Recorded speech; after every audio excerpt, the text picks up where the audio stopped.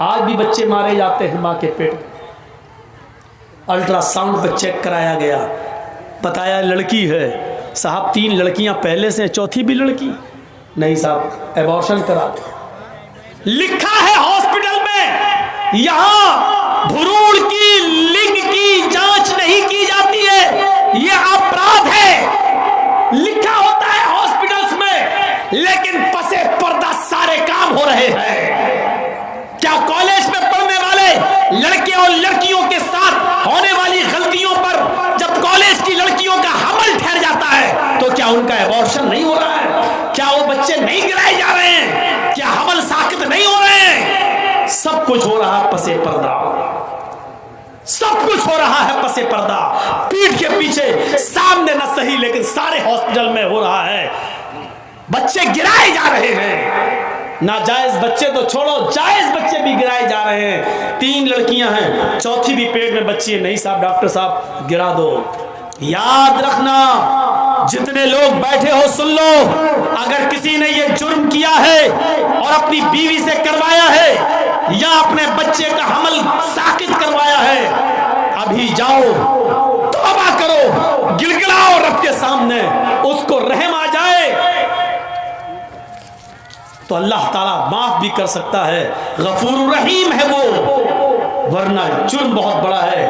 جس نے اپنی بیوی کے پیٹ سے بچہ گروایا, چاہے وہ حمل 10 دن کا ہی کیوں نہ ہو, 15 دن کا کیوں نہ ہو, حمل ٹھہرنے کے بعد گربھ کے اندر بچہ ٹھہر جانے کے بعد اس کو گروانا اتنا بڑا جرم ہے, اتنا بڑا جرم ہے کہ بخاری شریف کی حدیث ہے, اللہ کے نبی فرماتے ہیں جس نے دنیا میں اپنے بچے کو اپنی بیوی کے پیٹ سے ایبارشن کروا دیا, گروا دیا, اسقاط کروایا, قیامت کے دن اللہ تعالیٰ اس بچے کو ہاتھ دے گا, پیر دے گا, زبان دے گا, آنکھیں دے گا, سر دے گا.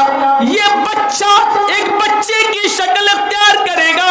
بخاری کی روایت ہے, جاء یوم القیامہ ومعلق بین ثدیہا, قیامت کے دن وہ بچہ اس حال میں آئے گا کہ وہ اپنے ماں کی دونوں پستان سے لٹکا ہوا ہوگا, اپنے ماں کے دونوں سینوں سے لٹکا ہوا ہوگا, اپنے ماں کا دودھ چوس رہا ہوگا, اپنے ماں کے پستان سے لٹکا ہوگا. اللہ کہے گا اے بچے تجھے بھی کچھ کہنا ہے, اللہ اس بچے کو زبان دے گا.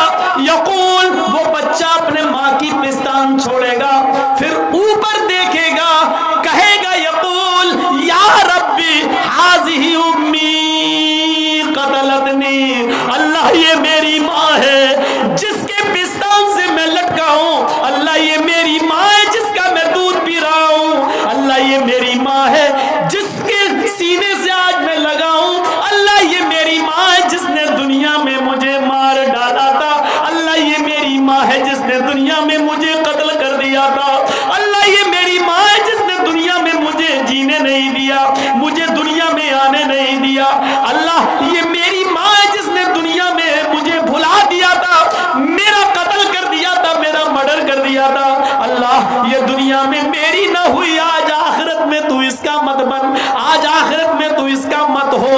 اے اللہ تو میری ماں کو جہنم میں ڈال دے, اللہ میری ماں کو جہنم میں پھینک دے, میری ماں سے مجھے کوئی ہمدردی نہیں ہے, یہ دنیا میں میری نہ ہوئی, آج تو اس کا نہ ہو.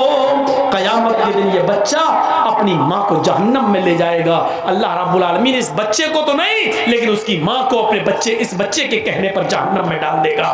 جس ماں نے دنیا میں ایبارشن کرا کے اپنے بچے کو گرایا ہے, تم اپنے حلال بچے گرا دیتی ہو, اپنے شوہر کے بچے گرا دیتی ہو صرف اس لیے کہ وہ لڑکی ہے. اسلام نے تو حرام اولاد کو بھی گرانے کی اجازت نہیں دی ہے. اس واقعے کو نہیں پڑھا جو اللہ کے رسول کے پاس ایک عورت آتی ہے اور کہتی ہے انی قد اصبت الحد یا رسول اللہ, اے اللہ کے نبی میں حد کو پہنچ چکی ہوں اور مجھے پاک کر دو.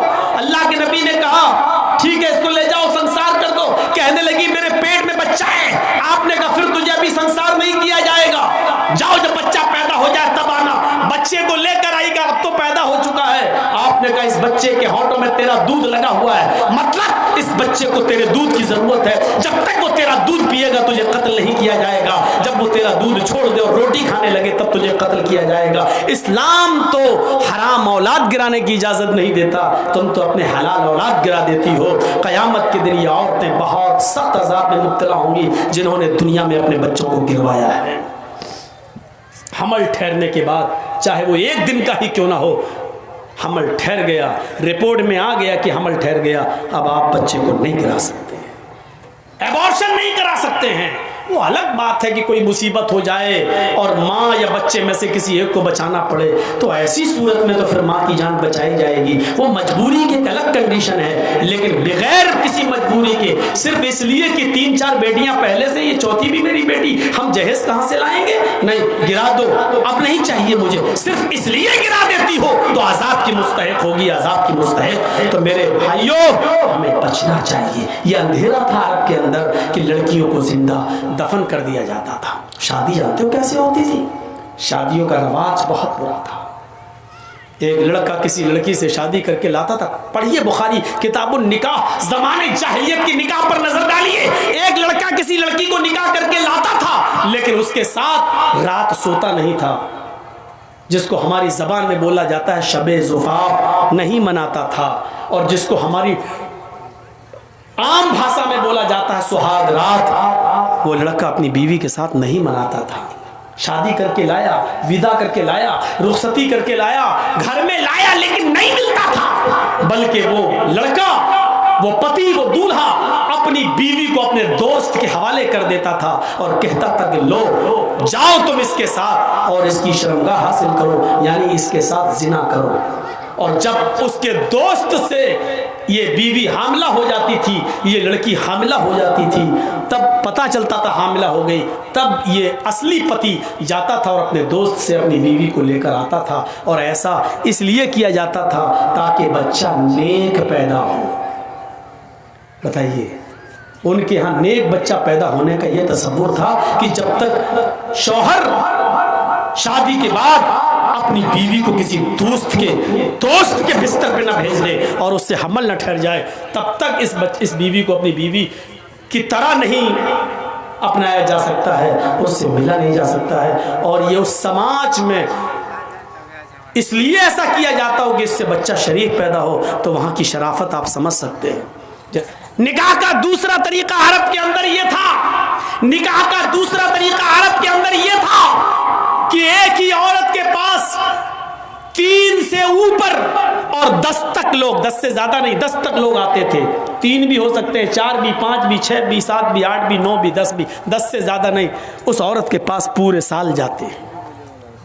جب بچہ پیدا ہوتا تو وہ ان 10 کو، جتنے لوگ اس کے پاس آئے، وہ سبوں کو بلاتی اور کہتی کہ تمہارا معاملہ تو معلوم ہے، تم بھی ہمارے پاس آئے، تم بھی ہمارے پاس آئے، تم نے بھی ہم سے ملاقات کی، تم نے بھی ہم بستری کی، تم نے بھی ہمارے جسم سے کھلواڑ کیا، سب تمہیں تو معلوم ہے نا۔ سب کہتے ہاں، مجال نہیں تھی کہ نہ آئے کوئی، آنا پڑتا تھا، یہ سماج کا نیم تھا، آنا پڑتا۔ جتنے لوگوں نے اس عورت کے ساتھ جمع کیا، ہم بستری کی، زنا کے، سب آتے، وہ عورت کہتی اب یہ بچہ پیدا ہوا ہے، سب خاموش بیٹھے رہتے۔ اس عورت کو اختیار ہوتا، وہ بچہ اٹھاتی اور ان لوگوں میں سے جتنے لوگوں نے اس کے ساتھ زنا کیا، اپنا بچہ جس کی گود میں ڈال دیتی، یہ اس کی بیوی مان لی جاتی، وہ اس کا پتی مان لیا جاتا، اور اس کا بچہ وہی مان لیا جاتا جس کی گود میں ڈال دیا، یہ اسی کا بچہ ہے۔ یہ شادی کا دوسرا طریقہ تھا عرب کے اندر۔ بس تیسرا طریقہ اور سن لو۔